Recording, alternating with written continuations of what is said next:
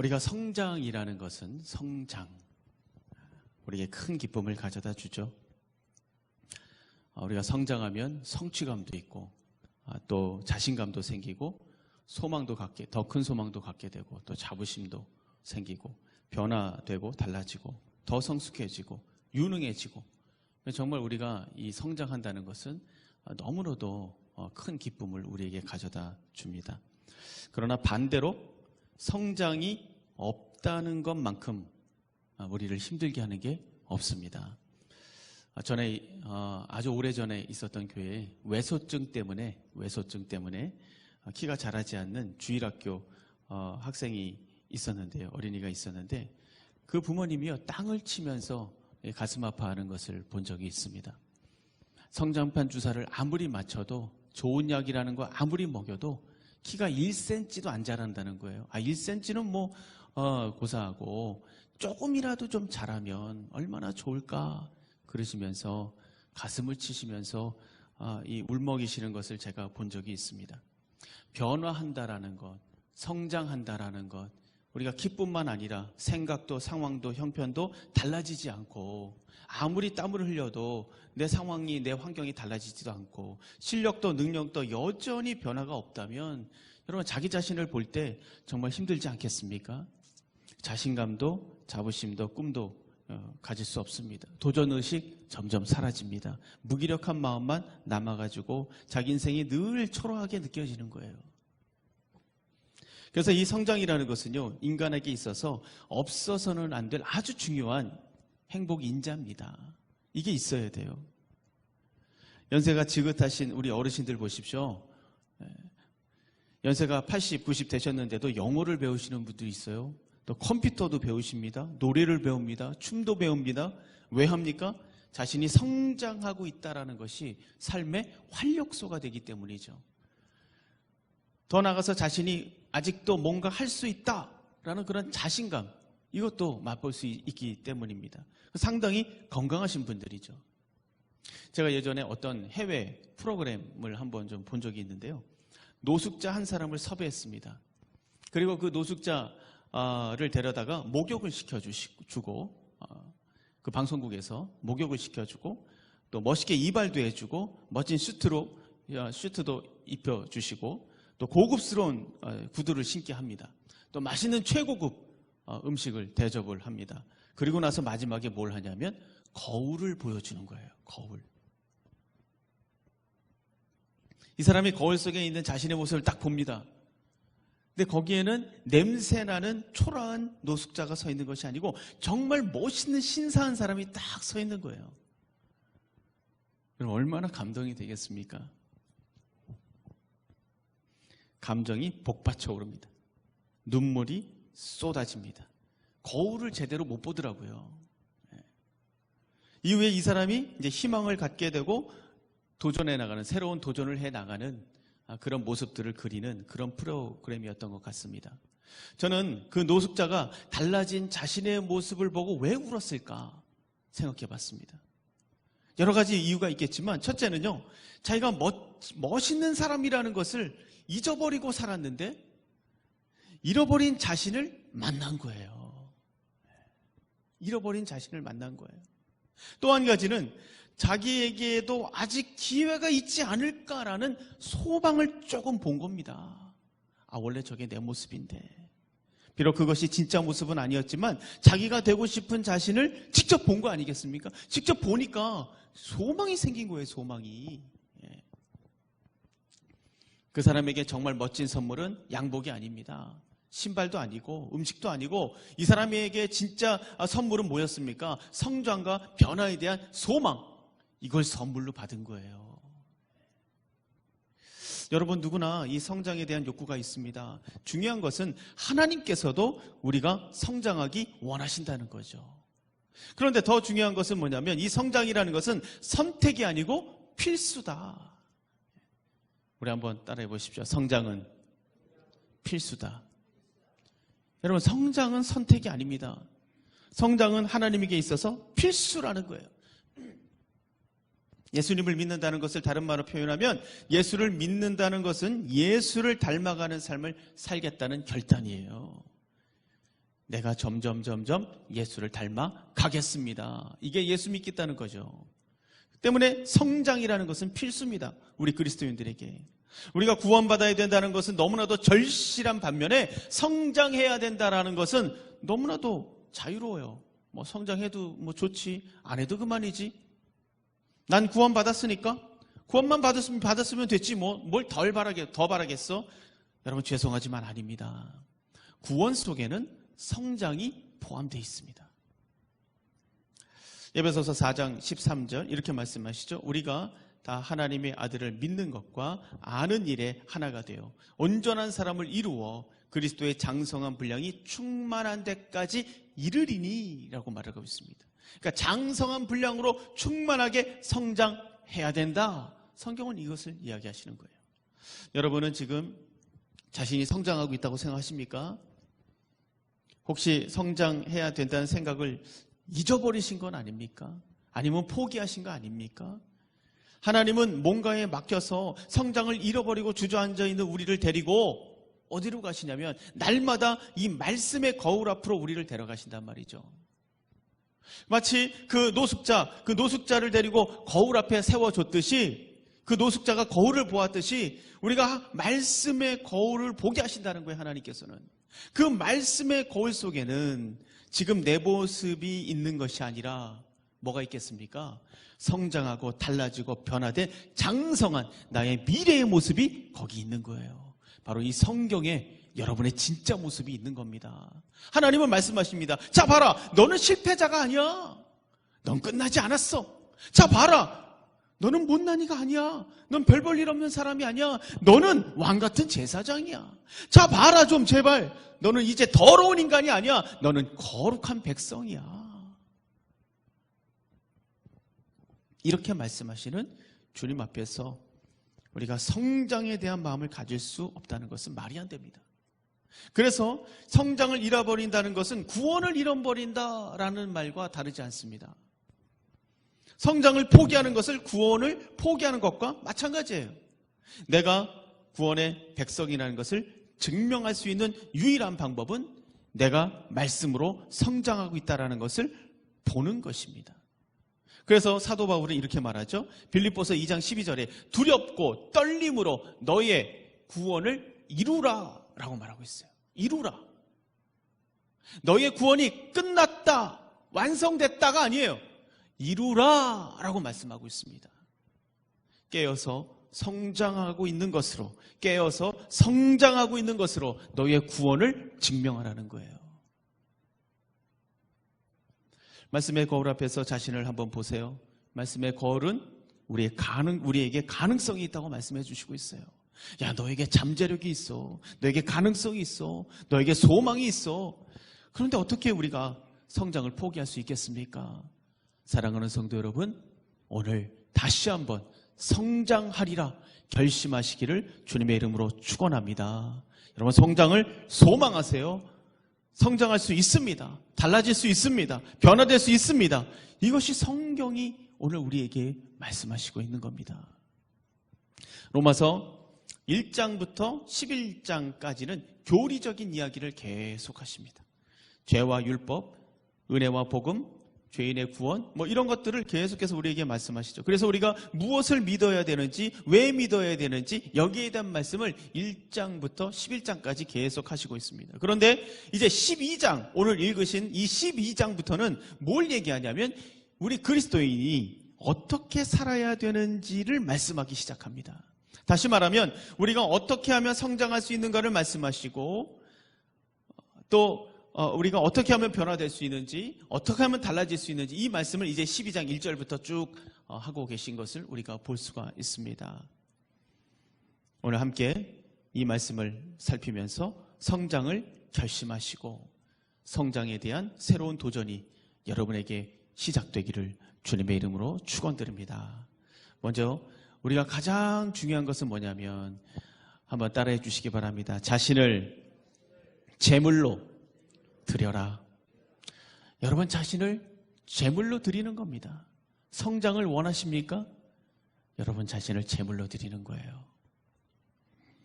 12장 1절 우리 다 같이 한번 읽어보겠습니다. 12장 1절 시작.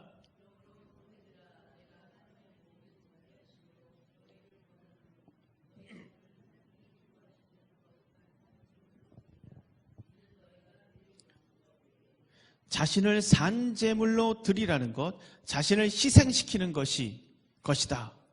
그러면 하나님은 그 희생을 가지고, 그 제물을 가지고 일하신다라는 거예요. 하나님은 여러분의 희생, 여러분이 제물됨을 가지고 일하신다. 자신을 희생시킨다는 것, 제물이 된다는 것은 여러분 신앙의 최고봉이죠. 다른 사람을 섬기고 내가 가진 여유와 시간과 제물을 나누고 이런 것들을 함께 나누고 함께 기도하고 도와주고 자신을 희생하지 않고는, 자기를 제물 삼지 않고는 이런 일들이 일어날 수가 없어요. 그런데 하나님은 이것을 가장 기뻐하신다라고 말씀하고 있습니다. 얼마나 기뻐하시는지 이것이 바로 예배야라고 말씀하고 있습니다. 여기 안에서 이렇게 앉아서 하나님을 찬양하고 기도하고 예배하고 말씀 듣고 이것만 예배가 아니고 너희들이 희생하고 제물 드리고 제물이 되고 이것이 바로 예배다라고 말씀하고 있어요. 이것이 영적 예배야. 내가 원하는 예배가 바로 이런 거야 라고 하나님께서 말씀하실 정도로 우리가 산 제물이 된다는 것을 기뻐 받으신다는 거예요. 그래서 하나님께서 예수님을 기뻐하신 이유도 바로 제물이 되셨기 때문이에요. 요한일서 2장 2절에 이렇게 말씀하시죠. 그는 우리 죄를 위한 화목 제물이니 우리만 위할 뿐 아니요 온 세상의 죄를 위함이라. 예수님은 그 삶 자체가 희생이었습니다. 또 예수님은 높고 높은 보좌에 앉아 계신 분이었어요. 그런데 자기를 낮춰서 이 땅에 오셨죠. 이건 정말 놀라운 희생입니다. 그리고 이곳에 오셔서 우리 삶을 나누셨고 자기 것을 나눠주셨고 많은 병자들을 고치셨고 말씀을 전하시고 먹을 것을 나눠주고 사랑을 나눠주셨습니다. 그리고 급기야는 십자가에서 자기 목숨까지 희생시켰어요. 하나님은 이 위대한 희생을 받으셨습니다. 그리고 이 희생이 희생으로 끝나게 내버려 두신 것이 아니고 이 희생을 가지고 이 세상을 구원하는 위대한 일을 이루셨습니다. 그래서 우리는 이 부분에서 희생이라는 것, 산 제물이 되는 것이 하나님께서 일하시는 방법이다라는 것을 아셔야 됩니다. 산 제물이 되는 것이 하나님께서 적극적으로 일하시는 자원이요, 능력이요, 힘이라는 것을 알아야 됩니다. 그래서 오늘 말씀을 보면 이렇게 말씀하시죠. 너희 몸을 거룩한 산 제물로 드려라. 산 제물로 드려라 라고 말씀하고 있어요. 여러분, 산 제물이 뭡니까? 살아있으면서 제물이 되는 거예요. 살아있으면서 제물이 되는 거. 다시 말하면 희생하고 헌신하고 나눠주고 값없이 자신을 내어주는 거죠. 자신을 내어주는 것입니다. 하나님은 오늘도 우리에게 말씀하십니다. 나를 위해서 너가 산 제물이 되어주지 않겠니? 너가 일하는 사장님, 너가 일하는 회사의 사장님, 그 사장님을 좀 구원하고 싶다. 내가 너의 남편을 좀 구원하고 싶어. 내가 너의 식구들에게 기쁨을 주고 싶어. 내가 너 옆집 아줌마에게 너를 통해서 이 사랑을 좀 전하고 싶어. 너가 그 제물이 되어주지 않겠니? 이렇게 말씀하시고 있는 거예요. 노아는 자기의 인생을 방주 만드는 일에 희생시켰습니다. 맨날 허구한 날 방주를 만들었어요. 그 당시 사람들은 비를 보지도 못했습니다. 비가 한 번도 내리지 않았던 때거든요. 거기에 산꼭대기에서 이 방주를 만들었어요. 그게 좋았겠어요? 희생시킵니다. 희생이죠. 아브라함 사명을 위해서 가족과 친족을 떠나서 희생을 감수했습니다. 다윗 골리앗 앞에서 또 유리방황하는 이 백성들 앞에서 나몰라라 하지 않았어요. 자신을 희생시키고 그들을 보호하지 않습니까?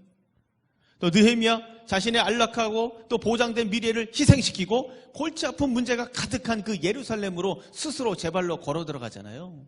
자기를 희생시켰습니다.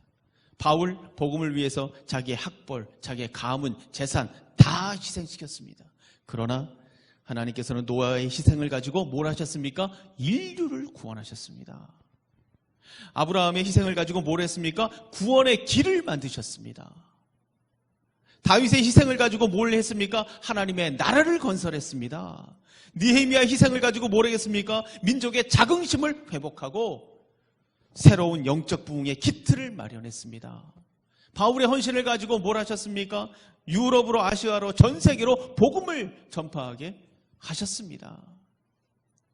하나님은 결코 우리의 희생을 헛되게 하지 않습니다. 이 믿음의 조상들이 이런 희생을 할 수 있었던 것은 그들의 마음속에 하나님에 대한 믿음이 있었기 때문에 그래요. 나의 희생을 결코 헛되지 않게 하실 것이다. 나의 희생을 사용하실 것이다. 축복하실 것이야. 빛나게 하실 거야. 이 믿음이 그들의 마음속에 있었습니다. 예수님께서도 비참한 고통 속에서 십자가 앞에 나가셨던 이유는 뭐냐면 나의 희생이 결코 헛되지 않을 것이다. 이 믿음이 있었기 때문에 그래요. 내가 제물이 되면 위대한 구원의 길이 열릴 것이라는 믿음과 확신, 이것이 살아있었기 때문에 그 무시무시한 십자가 앞에 나갈 수 있었던 것이 아니겠습니까? 아니, 그런데 목사님, 아직도 좀 헷갈립니다. 내가 희생하면 손해보는 거 아닙니까? 내가 손해하면 손해보는 거지. 그게 어떻게 성장입니까? 희생하고 성장하고 어떻게 이제 연결이 잘 안 됩니다. 무슨 상관이죠? 여러분 어떻게 생각하세요? 희생과 성장. 아직도 좀 헷갈리시나요? 여러분, 사람은요, 가지면 가질수록 욕심이 생깁니다. 그죠?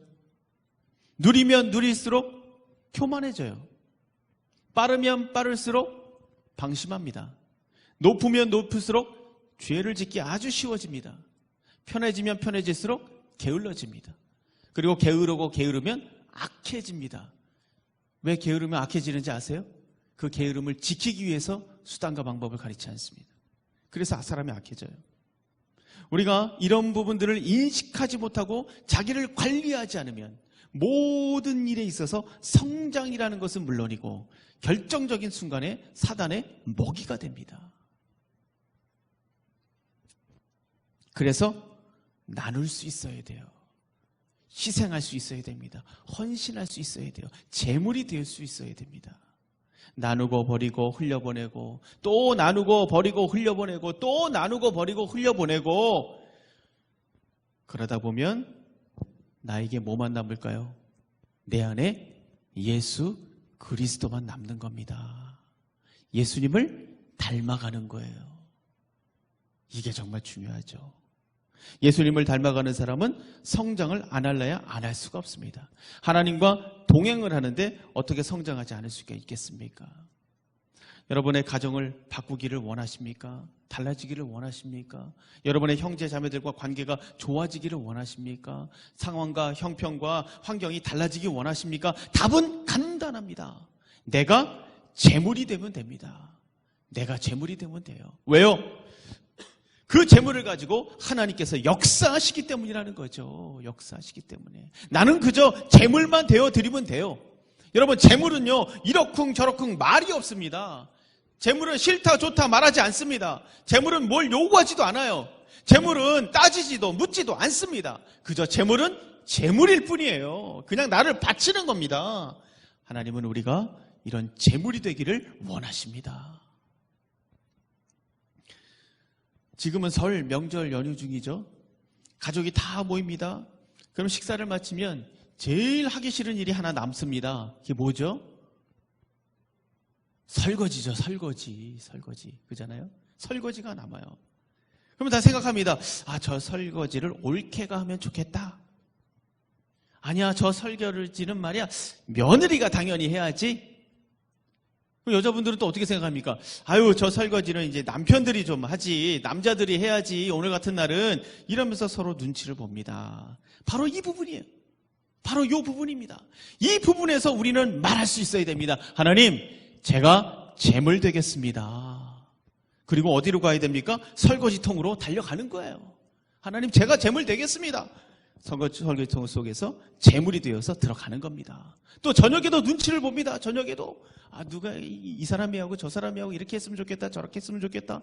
그때 어떻게 해야 됩니까? 하나님, 제가 또 재물 되겠습니다. 그리고 설거지통으로 들어가는 겁니다. 근데 놀라운 것은 이 재물을 하나님께서 사용하신다는 거예요. 믿지 않는 올케가 봅니다. 믿지 않는 시아버지가 봅니다. 믿지 않는 동서가 봅니다. 고맙다는 말 한마디 안 할 수도 있겠지만 사람은 보고 있는 거예요. 다르게 봅니다. 우리 며느님들 1시간이라도 빨리 시댁을 탈출하려고 애쓰지 마세요. 그런 마음이 드는 순간 마음속으로 선포하세요. 하나님, 제가 오늘 재물 되겠습니다. 우리 시댁의 시아버지, 시어머니를 위해서 제가 재물 되겠습니다. 그러고는 허리띠를 풀고 가벼운 옷을 입고 작심을 하고 앉아 있는 거예요. 우리 남자분들도 마찬가지입니다. 부인들 눈치 보면서 리모컨 가지고 TV 보고 이러지 마시고 달려가는 거예요. 제가 재물 되겠습니다. 이번 설 명절 제가 재물 되겠습니다. 저를 받아주세요. 전도 붙이고 설거지도 하고 애들하고 놀아주고, 뿐만 아니라 우리 직장에서, 학교에서, 사업장에서 재물이 되셔야 돼요. 우리의 희생이 필요한 곳은 멀리 있는 게 아닙니다. 바로 옆에 있죠. 원래 작은 희생이 더 어려워요. 왜? 티가 나지 않아요. 작은 희생은 티가 나지 않기 때문에, 아무도 알아주지 않기 때문에 그게 하기가 더 힘들죠. 그러나 하나님께서는 그 작은 헌신을 가지고 기적을 만드시고 역사를 만드는 분이에요. 물고기 2마리, 보리떡 5개, 우리 잘 알잖아요. 보잘것없는 희생이었지만 그 희생을 가지고 5,000명을 먹었습니다. 놀라운 일이 일어났죠. 그러니까 하나님은 내가 재물 되기를 기다리고 계신 거예요. 내가 재물 되기를. 우리가 재물 되기로 작정하는 순간 그곳에 오병이어의 기적이 일어날 줄로 믿습니다. 여러분의 가정에서 내가 재물 되기로 결정하는 순간 놀라운 변화의 역사가 일어날 줄로 믿습니다. 믿지 않는 남편도 돌아올 줄로 믿습니다. 떠나갔던 자녀들도 돌아올 줄로 믿습니다. 놀라운 기적의 역사가 시작될 줄로 믿습니다. 우리 은천교회도 마찬가지예요. 사람을 성장시키고 자신도 성장할 수 있는 그런 자리가 너무나도 많습니다. 노다지예요, 노다지. 이것은 완전히 복받을 수 있고 성장할 수 있는 자리가 너무나도 많습니다. 노다지입니다, 노다지. 헌신할 수 있고 재물이 될 수 있는 자리가 너무나도 많아요. 하나님, 제가 재물 되겠습니다. 하나님, 제가 주차, 제가 재물 되겠습니다. 하나님, 교사, 제가 재물 되겠습니다. 일부에는 왜 찬양팀이 없죠? 일부에 제가 재물 되겠습니다. 이런 재물 되는 일들이 우리 교회 안에 넘쳐나기를 주님의 이름으로 축원합니다. 우리 한번 따라해 보시죠. 제가 재물 되겠습니다. 다시 한번, 제가 재물 되겠습니다. 여러분, 재물 되기로 결단하십시오. 하나님께서 그것을 가지고 일하세요. 그것을 가지고 여러분을 성장시킵니다. 그런데 여기서 중요한 것이 한 가지 있어요. 그것은 끝까지 희생하는 거예요. 끝까지 재물이 되는 겁니다. 끝까지 끝까지 한다라는 거, 이거 굉장히 힘든 일이죠. 여러분, 믿음의 조상들과 우리들의 차이가 바로 여기에서 나는 겁니다. 그 사람들하고 우리하고 다른 게 없어요. 그런데 그 사람들하고 우리하고 차이가 나는 결정적인 부분이 바로 이 부분이에요. 그분들은 끝까지 간 거예요. 우리는 하다 말잖아요. 끝까지 희생하냐, 아니면 어느 정도 하다가 마느냐, 여기에 있는 거예요. 내가 희생을 하다 보면 내 마음속에 억울함이 밀려오죠.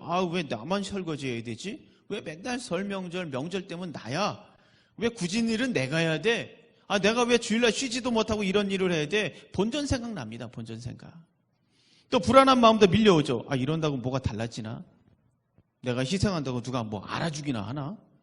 이런 마음이 밀려옵니다.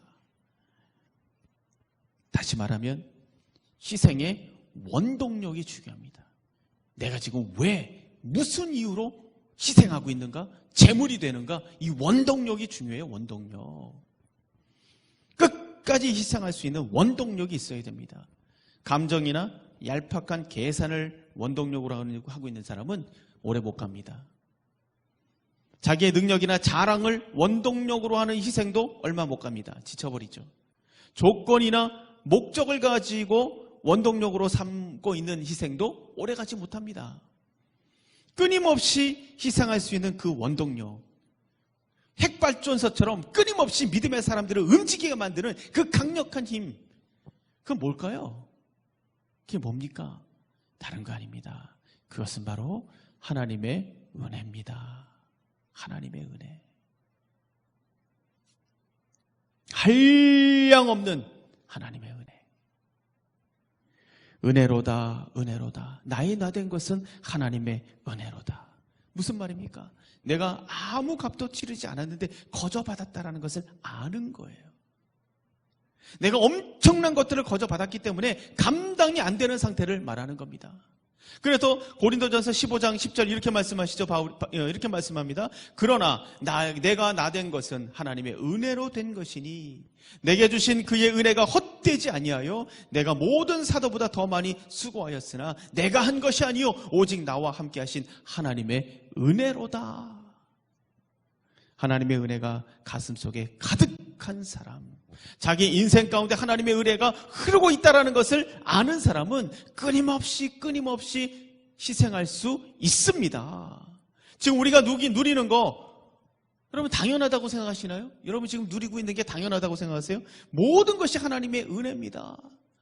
여러분이 이 아침에 이렇게 예배하러 일찍 나오셨잖아요.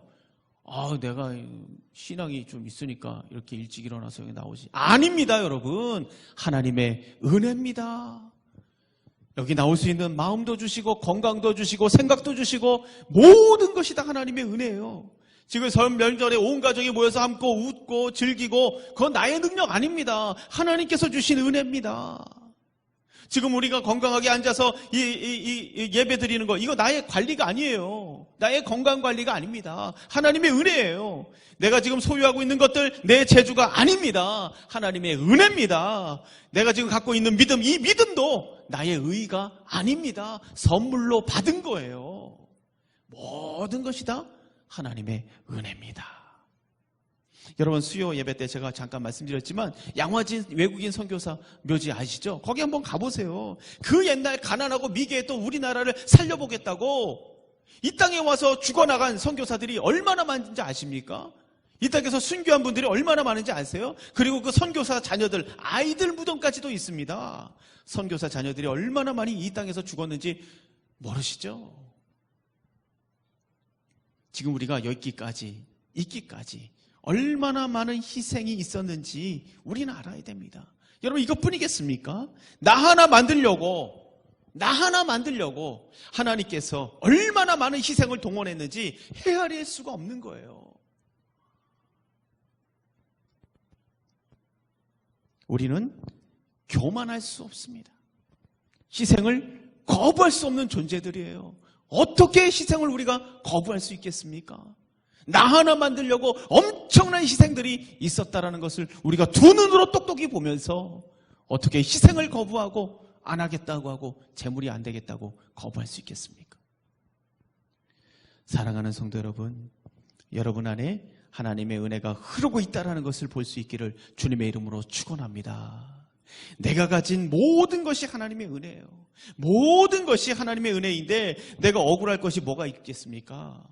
내가 내세울 게 뭐가 있겠어요? 나를 내어 드리는 거예요. 부르심이 있으면 달려가는 겁니다. 제물이 되어 드리는 겁니다. 하나님께서 마음껏 나를 사용할 수 있도록 제물로 나를 내어 드리는 거예요. 그러면 하나님은 나를 가지고 역사하시는 겁니다. 역사. 감사를 만들고 기적을 만들고 행복을 만들고 나의 성장을 만들어 가시는 거예요. 또 하나님의 은혜를 아는 사람은 이 은혜가 계속 된다는 것을 알기 때문에 희생의 결과를 두려워하지 않습니다. 내가 이거 희생하면 이거 잘못되는 거 아닌가? 이거 나 망하는 거 아닌가? 내가 손해보는 거 아닌가? 믿음의 사람들은 내 능력이 아니라는 것을 알기 때문에 두려워하지 않습니다. 하나님이 나를 이끌고 있기 때문에 두려워하지 않습니다. 어떤 결과를 두려워하지 않습니다. 우리가 결과를 두려워해서 시작을 못하는 분들 얼마나 많습니까?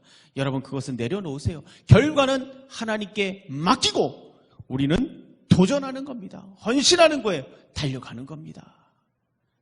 거기에서 역사가 일어나는 거예요. 하나님께서 부으시는 더 큰 은혜가 있다는 것을 확신하기 때문에 달려갈 수 있는 거 아니겠습니까? 여러분의 마음이 하나님의 은혜로 가득하기를 바랍니다. 그래서 여기저기서 하나님 제가 제물 되겠습니다. 하나님 저분은 너무 많이 했으니까 제가 하겠습니다. 저도 하겠습니다. 저도. 이렇게 여기저기서 재물 되겠다고 하는 소리가 우리 은천교회에 가득가득 넘쳐나기를 바랍니다. 이런 희생을 향한 도전이 성장으로 이어지는 거예요.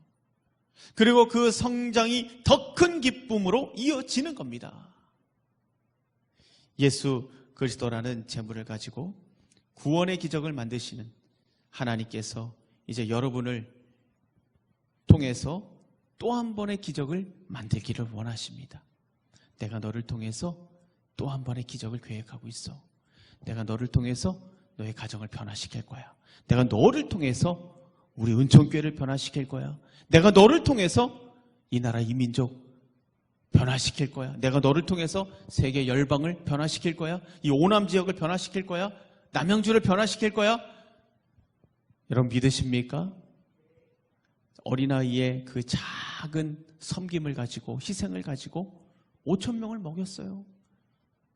여러분들의 희생을 드리면 하나님께서 놀랍게 여러분들을 사용하실 줄로 믿습니다. 또 한 번의 기적, 그 기적의 주인공이 바로 여러분이라는 것을 믿으시기를 바랍니다. 그 부르심 앞에 제가 제물 되겠습니다. 제가 제물 되겠습니다. 고백하시면서 새로운 비전의 삶, 성장의 삶을 살아가는 2020년이 되시기를 주님의 이름으로 축원드립니다. 다 같이 한번 기도하겠습니다.